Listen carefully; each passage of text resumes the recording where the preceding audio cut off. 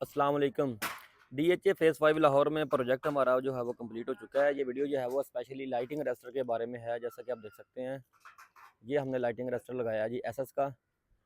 तो इसके लगाने का मकसद ये होता है जी, ताकि आसमानी बिजली जो है वो हमारे स्ट्रक्चर को नुकसान ना पहुँचा सके। तो इसको जो है वो कोशिश किया करें स्ट्रक्चर के बिल्कुल सेंटर पॉइंट में लगाएं। ठीक है, जिस तरह हमने लगाया जी, आप देखें दोनों जानब जो है वो स्ट्रक्चर है और बिल्कुल इसके सेंटर में जो है वो हमने लाइटिंग अरेस्टर लगाया है जी।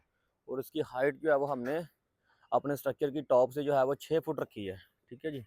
और इसको 16 mm की कॉपर की वायर लगाई है और कॉपर का थिम्बल लगा के ये आप देख सकते हैं जी, इसको हाइट पे लगा दिया है। और ये वाला काम जो है वो आप लोगों ने हरगिज़ नहीं करना। ये आप देख सकते हैं जी, स्ट्रक्चर जो है वो यहाँ पे लगा हुआ है और जो लाइटिंग अरेस्टर है वो यहाँ पे लगाया और नीचे जो है वो इसके इंसुलेटर भी नहीं लगाया हुआ है। ठीक है जी।